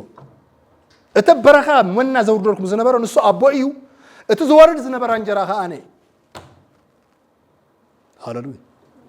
ካብ ሰማይ ዝህበኩም ሙሴ ከም ዘይኮነ በሐቅ ብለኩም ኣለኹ ሽዑ ንሳቶም ጎይታ እቲ እንጀራ እቲ ኩሉ ሰሓበና በልዎ እንታይ አይና እንጀራ ጽይሉ ኩሉ ግዜ ምክንያቱም ታይም ሓሲቦም ወሆም ተኮይንዳ እሞ ሙሴ ጽይሉ ዘብልዖም ነይሩ ምስ ብነፃ ስራሕ የለ ገለ የለ ቢሮም እታው የለን ጻዕሪ የለን ሃሌሉያ ስለዚ ጽይሉ ካብ ሰማይና ወረደ ዘብልዖም ዝነበረ ሆም ተወንካ ከም ሙሴ ዓይነት ተኣምራት አርየና ኩሉ ግዜ እንጀራ ውርደና ኢሎም ኢየሱስ በሎም እንጀራ ህይወት أنا منا أنت أيو زنبرة حطه نسو أنا إيلو هالو أنا هيوت إنجرا يسوسي إنجرا هيوت أنا إيه ناباي زمت عيت أمن ناباي زمت تاي قبرن عيت أمن بعيز أمن كتو تايبرن عيت أمني جناخ خمت زبالكم إيو ريخم نسي عي عمونكم منن أقومكم تايلو نارأهم نسي تاي قبركم منن አያመልኩም አኔ ናበልኩም አቦ መንጉም ና ተመላለሱ ተአምራት እንዳገበርኩ ምልክት እንዳገበርኩ ናይ እግዚአብሔር ናይ ተስፋ ቃል ፍጻሜ ናነገርኩሁም ናራአሁምኒ አይተአምኑን سيت أجمعكم اليوم أبوي ذهبن زبلن أباي إيو نتن أباي زمت كتون نوتسان تاي جبرن أي دربن نوتسان تحت جبر أي تغن أي دربن أنا فقد اتزلا أخن إمبر فقد منتي خبر أيكون كون من تجبر أيكون كاب سماي وريده زلهم نودر يوبو زأمن زبلن أي زلالم هو تكركب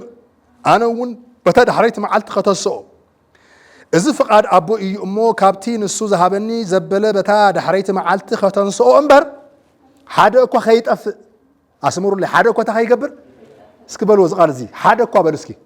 بكريستوس زأمنه كيت أفقبل كريستوس يسوس كتسوي كبرني يسيون حدا كويت أفن أمان حدا كو خيت أفسي إذا بالمو فقادة تزلا أخن إيو يبلنا مالتي داري أطرح سلام 4 حدا شو ما اتكاب سماي زورد إنجرا أنا إيه سلز بلا عيهود بزعبو تاي قبرو تي كاب سماي زورد إنجرا أنا إيه كاب سماي إنجرا حاول لكم يكو يكبل نيرو راش أنا إيه تاي مالتي صباح الصبح أي زخونة خجاجينا أي سجوقو قريش دبل عقبلنا هو مغنياتهم سجاز بولو أرماويان سلز نبورو مالتي نايسب سجاز بولو سبات نيرو بشو ده حراي تاسم كوان أب كريستنا عمزيا تا جيجاس مغنياتهم زنبرة حدا سمم زطفو زنبرة انتاي شي مثالي خاطكم بس زمن زلوا بإنتي بمتاي سدد سمو خطفو وخلو قدم تايتو بنيركم إنتي أنجوا يوم زول عزبان نيرمش أي تباركم من دهم تباركم يتفلتون زيابير مسكن سلزي سمعهم بتصانيهم هاللويا نحن لكن كنا نقدر سمعنا هنا أنجوا يبلعوا هاي زخونة دمونيرا سجاب لي عما بنتي خوينا نياو نابلت مسوم صعبة من جميرة سلز زخونة نقدر هتعمم خا نياو نابل كيا خاص صعبة هيكون كنا نقدر كويت ناجيرناكم أبزقنا كريستنا زمن جد كريستيانات نايسب سجاي يبلعوا يوم إلهم سمم يطفوهم نيرهم كاب من هاي تبقي سو اتوانا مراحيهم سجاي بلعوا يلوم نيري سنايسب سجاب بلعوا يلوم يو سلز نايسب سجاب بلعتهم إلهم تباهي لهم سدد نيرهم برازر ناتكاي حيش أنجوا يبلعوا زبل ساتم كنا يسب سجاي يبلعوا نيرهم تباهي لهم تسديدهم أنجوا يبلعوا حيش زيابير مسجن أنجوا ينولع عن حلالويا حاسوت إن دي تقولي جن بزيد الرجاجن كريستيانا سموم تفينيرو سلزي أيهوداويانون فريحة تايز بلنا زل السبعيلو ده حرايك تطلع عن كلتن بتعمي هتكر من خاب سماي وريد زورة دنجرة أيام سبالو أزد أبونا دي نفلت أم سبن ديكونا نيلو إذا ستابونا دي إن إحنا نفلت أو يسوس ودي يوسف أيكونا كم يلو ده خاب سماي ورود كوي بلالو يبلونا برو ود من مخانو حاسس زفلت صادم ود من مخانو ود يوسف even حواتو كيف فلتو كي تعرفوا بايزوي تفلت ديهم دحري يستولوا الحوات اللي هو مش اللي هو دي بلون بدنقلنا خيدا قال ما يتعامل ما يزقل كساب متحف كل زارب تايزبل كساب تولد يوسف هاي فلتان نيري بلا كامش هاي فلتان مال السماء فلتان مال دي هيكون سلازي دحري فليت والله قلعت وري يلا عدينا مريم مالتي هاللويا تزاري بين له بريز قال الوقت سمع انت هاليو anyways يهو متحف زارب كله انت ايزبل نحنا زي نفلط يسوع ودي يوسف كما يلو نسو كاب سماي وردكو يبلالو يبلو نبرو يسوع ملسو بلوم ننحد حدكم اي تغرمرمو اتزلا اخنا ابوي صحبو انت زي كوينو سناباي كمتص زخيل يلبون انا دما ناب بتدحريت معلتا غبري كتوس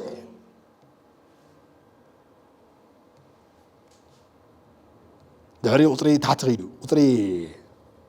40 شعاتن اتبع عايز امنا يزلالم هيوت كم زلاتو بحق بلوكم الله انجرا هيوت انا ايه يلوم دقيم يس دقيم تنغير كبايز تفرح لك تاي زارب زلوت لك نا هيوت انجرا مني بخلا بهلا اتاناي موت ام بليعهم كم زموتكم كسابلهم موت اب هيوتكم كم زلو دقيم كا موت زبهلا بهيوتكم كيسرح نزلالم هياوان كم تنبرو اتكاب سماي زورده نا هيوت انجرا مني اني سلازي تاي مالتي بخلا بالا افت بمبلعهم ميتكم حجي خاب بمبلعهم تفوسوا بمبلعهم تدحنوا فللي انتاي افت بافكا خابلي خاز خاب بزن خات بل حجي مالتي بامنتي قلتي اقن مبلعي زلو اسكا حتىكم ادمن هيوان لك مسبلعو مويتهم يبلنا مش اتاهم بزبلعهم لا معالت انت هتكونيهم موت تحت قبريهم ክትሞት ኢኹም ምሽ ወይስ ቀስ እናበሉ እዮም ሞይቶም ቀስ እናበሉ ናሰርሐ ናኣለው ደሓን እዮም ዘለው እናበለ እግዚአብሔር ተስፋ ገይሩ ዲ ኣይገበርን ወዲያ ምስ በልዑላ መዓልቲ ተኾይኖም ይዝብል ሞይቶም ብመንፈስ ሕጂኻ ብመንፈስ ህያው ምዃን በታ ክርስቶስ ዝበልዓኻላ መዓልቲ እያ ጎይታ ይባረኽ እስከ ከምዚ ገይረ ክረድአኩም ለምሳሌ ስም ዘለዎ እንጀራ ክትበልዕ ከለኻ ካብቲ እንጀራ ዝተልዓለ ኢኻ ትመውት ምሽ ኣይኮነ እንዲ ቀጥታ ምስ በልዓኻ እንታይ ኢኻ ትኸውን ትወዲእኻ ማለት እዩ ክንዲዚኣ ትኸውን ስሚ ትቐትለካ ተዛረቦ ኢልዎ ዝነበረ ከም ዝለመዶ ማለት እዩ ነቲ ካልኣይ ግዜ ወቂዕዎ ይብል መፅሓፍ ቅዱስ ወዲያውኑ ማይ ሂብዎ ሰትዮም ይብል ብጣዕሚ ዘሕዝነኩም ነገር ግን እግዚአብሔር ግን ንሙሴ ፀውዖ ይብል ፀውዑ ሙሴን ኣሮን ኣብ ቅድሚኡ እንታይ ኢልዎ ስምዑ ኢልዎ ኣብ ቅድሚ እስራኤል ኣይኽበርኩምን ኢሉ እቲ ኸውዑ እኮ ወደ እዩ እቲ ኸውዑ እኮ ሓደ ግዜ ጥራይ መስቀል ክውቃዕ ዘሎ እዚ ማለት እንታይ ማለት መሲልኩም ክርድአኩም እስከ ክነግረኩም ኣብ ልዕሊ ክርስቲያን መርገም ኣለካ ኢልካ ምስባኽ ማለት ክርስቶስ እንደገና ክስቀል ኣለዎ ማለት ይባይዘው ንኣማነ ሓጢአተኛ ኢኻ ኢልካ ምስባኽ ማለት ክርስቶስ እንደገና ሓጢአት ክኸውን ኣለዎ መባል ነቲ ኸውዑ ክልተ ግዜ ምውቃዕ ኖርማል ክመስለና ክእል ርድእ ተዘይበሪህልና ዓይና ተዘይ ከፊቱ ያው እንዲ እንታይ ፀገም ኣለዎ ይብሉኻ ኣቱም ሰባት ተበሪህልካ ከምኡ ትብል ኣነ ከምኡ ክብል ኣይክእልን ሕጂ ካብ ክርስቶስ መስቀል ወፃእ ዝሰብኽ ሰብ ብኸመይ ሓወይ እዩ የፍቅሮ እየ ግን ብመልእኽቲ ግን ምንም ኣነ ሪሌሽንሽፕ ክገብር ኣይክእል ኣሜን ከማን ከብሎ ኣይክእል ይኸብደኒ ግብዝ ክኸውን ከለና ሓደ ግዜ ንረኽቦ ንኽእል ፀገም ኣለዎ ድሓን ክሳብ ዝርድኦ እኮ እዩ ይብለካ ስኢልና ድሓን ኣሜን ንበሎ ሆኣ ከሎ ኣሜን ሃሌሉያ ማን ኦፍ ጋድ ሙሴ ይበሎ እግዚአብሔር ከታ ይብል እግዚአብሔር ግን ፀዊዕዎ ንሙሴ ስማዕ ሙሴ ኢልዎ ኣብ ቅድሚ እስራኤል ስለዘይኽበርካኒ ኢልዎ ናብ ዕረፍተይ ተኣትር ኢሉ ሙሴ በዛ ምክንያት እዚኣ ናብ ዕረፍተይ ኣትወን ክርስቶስ ኢየሱስ ኣብ መስቀል ወዲኡ ዝሰርሖ ስራሕ ዘይትዛረቡ እንተኾንኩም ከምዘይ ተፈፀመ ከምዘይ ተገበረ ከምዘይ ተሰርሐ ካልእ ገና ክስራሐልና ክግበረልና ክፍፀመልና ክንባረኽ ዓይነት ስብከት ንሰብኽ እንተኾንና ምናልባሽ ክነግረኩም መንግስተ ሰማያት ንኣቱ ንኸውን ኢና ኣብዚ ምድሪ እዚ ግን ብዕረፍተ ይነብር ንሕና ከይዓረፍና ዝስዕቡና ሰባት ከይዓረፉ ብኸርተት ኢና ንነብር ማለት እዩ ተረዳእትኩም ንብሎ ማዓንቲ ካብዚ ንላዕሊ መንፈስ ቅዱስ ይኽብረልኩም ዘሎ ሃሌሉያ ጎይታ ከዓ እሙን ከብረህልኩም እዩ ፍሬዝ ጋር ሲሪየስ ከም ትኾኑ ድሕሪኡ ብዛዕባ ወንጌል ማለት እዩ እግዚአብሔር ሲሪየስ ከም ዝኾነ እዮም ትርእዩ እስከ በቃ ጳውሎስ ከነግረኩም ጳውሎስ ጸጋ እንዳሰበኸ ክርስቶስ ተረዲእዎም ጽቡቕ እንዳኻዱ ዝነበሩ ገላትያ ሰባት ዳሕራይ ናብ ዘይኮን ነገር ኣትዮም ንዕኦም ኮት ገይሩ ክፅሕፍ ከሎ ግን ኣብ ገላትያ ምዕራፍ 2 ጴጥሮስ ዝገበሮ ነገር ኣብ ካልእ ከተማ እንታይ ከም ዝገበረ ጴጥሮስ ይነግሮ እንታይ ከም ዝፈጸመ ጳውሎስ ረኣይዎ ከምኡ ክንከውን ስለ ዘለና ኣብ አንጾኪያ ኬፋ ክግበዝ ከሎ ርእይዎ ኬፋ ማን እዩ እቲ ናይ መጀመርያ ሃዋርያ ኣለዎም ዶም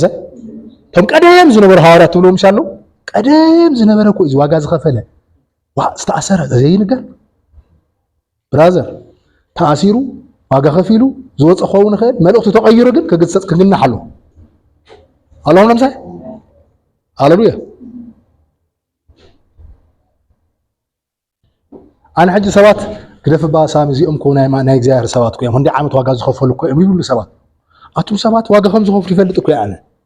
ግን እቲ ዋጋ ዝኸፈልልዎ ሒዞም ክቕፅሉን ትኽክለኛ መልእኽቲ እንተዘይሰሚኾም ብዶክትሪን ጉዳይ እዮም ዝበላሽው ዘለዉ ስለዚ ክግንሕሎም ግዴታ እዩ ንስኻ መን ኢኻ ተልካ ነገር ኣነ ዳሕራይ እየ መፅእ ዳሕራይ ዝመፀ ጳውሎስ ክገንሖም ኣለዎ ነቶም ናይ መጀመርያ ዓምዲ ዝኾኑ ኣገልገልቲ ኣለዎም ዶም ንስኻትኩም ዳሕራይ ዋላ ተመፃኹም ሓደሽቲ ዋላ ተኾንኩም ተበልኹም ካልኣዚኦም ሓደሽቲ ዋላ ተበልኹም ሓቂ ብዝኾነ ቃል ክትደራደሩ ይብልኩም እንታይ ብለና መሲልኩም ጳውሎስ ኬፋ ናብ አንጾኪያ ምስ መፀ ግና ተኸሲሱ ነበረ እሞ ገጽ ንገጽ ተቃወምክዎ እንታይ ነገር ገጽ ንገጽ ኣብ ቅድሚ ማሕበር እዩ ዝብል ባይዘው ኣቤት ጳውሎስ ድፍረቱ ኣቤት ጳውሎስ ጭራሽ ተኣኪቡ እናሰበኸ ዝነበረ ጳውሎስ ናኑ ጴጥሮስ ደውበር ኢሉ ኣብ ቅድሚ ማሕበር ማለት ዳሕራይ ሻያ ክንሰጥ ትኸልና ገለ ይበል ኣይ ድሓን ኣካቶ ክንሰጥ ትኸልና ክዛረቡ ኣይበለን ኣብ ቅድሚ ማሕበር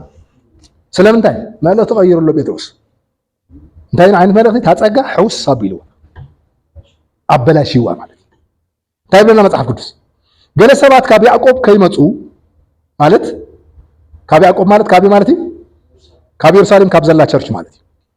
ከይመጹ ምስ አሕዛብ ሓቢር ይበልዕ ነበረ እቶም ኣብ ኢየሩሳሌም ዝነበሩ ክርስቲያናት ረዲቶም ትኽክል ብዙሕ ስለ ዘይኮነ ተሓዋወሰ ጸጋን ሕግን ስለ ዘለዎ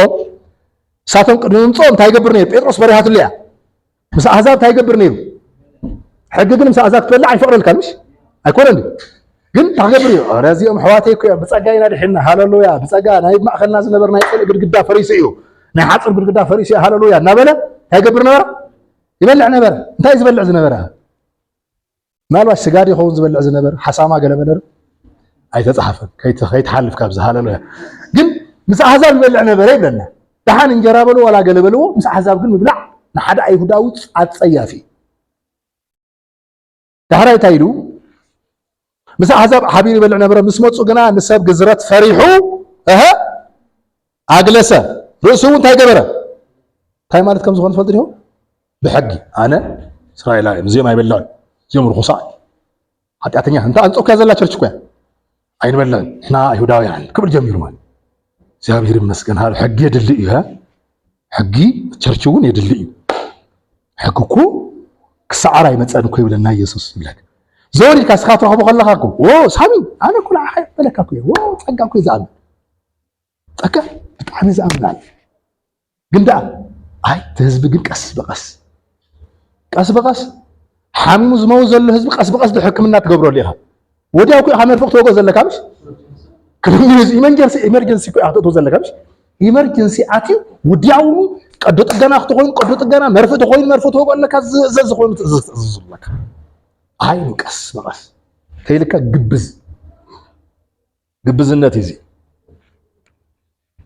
ግብዝነት ይዚ ኢሉ ታይገበሮ ይብል ገንሖ እቶም ዝተረፉ አይሁዳውያን ምስኡ ተገበዙ ከአዝብል ቃል አለምሽ አይሁዳውያን ኮይኖም ክርስቲያና ዝኾኑ ማለት በርናባስ እኮ በትግብዝነኦም ክሳዕ ዝሰሓ በርናባስ ካ ጭራሽ አሕዛብ ይኸማይን ከማኻን አይፈልጥ ሕጊ ይፈልጥ ገለ ይፈልጥ እኮ ዳራ ካብኦም ከ አይሁዳው ኸውን ጀሚሩ ማለት ሓደ ሎ አሕዛብ ኮይኖም ቆቢዕ ዝኾነ ነጸላ አላምሽ ናይ አይሁዳ ይኸማ ለባ ጨርቅ ተአምራዊ ጨርቅ እኮ ምንም እኮ ተምጽን እኮ ጨርቅ ገይሩ ሃሌሉያ ይሎም በቃ ፎቶ ይሰአሉ ማለት ዝኾነ እስራኤላዊ መስለው ናይ እስራኤል ጨርቅ እኮ ብራዘር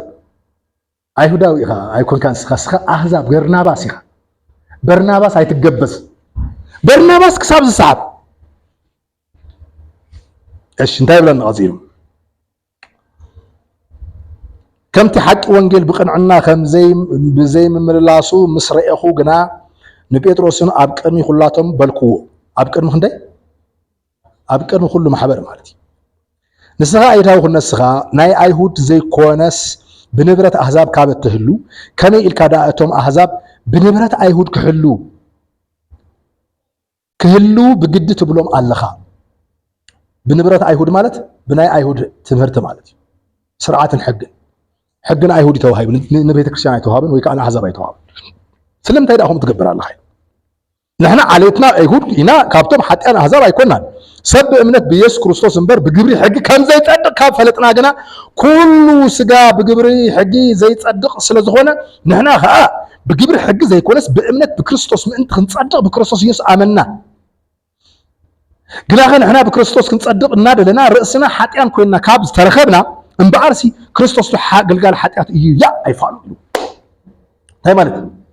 حقي يلنا يتلك حقنا حتياتني ايتو واحد تيوم كحتياتني تيوم تلك ايتصدقوني خاتم زلخ سلازي ناي حتياتها قال خاتو زلخ هاي دايما تنابز خمسكم دلي زلو اتي كوحي حدا جزي طرا يخوقع زلو كنا يطرا يخوقع زلو سغاب مسقل تخويني دحريو كوح كسعبك خلو تاخذ تقبر زلكا تزارب طراي زلكا تاخذ زارب ناي مسقل صراح እግዚአብሔር ተዛረብ ይዝብለካ በሩቅ አየ ይብለካ እዚ መስል ናይ ሲና በረኻ ናይ መጀመርያ ናይ ብሉይ ኪዳን ምስረታ ክንሪኢና ቀጻለ ሰው ሕቶት ኣለኩም ሎማዓት ክንሓት ንኽእል እዩ ሕቶ ዘለዎ ሰብ ተሃል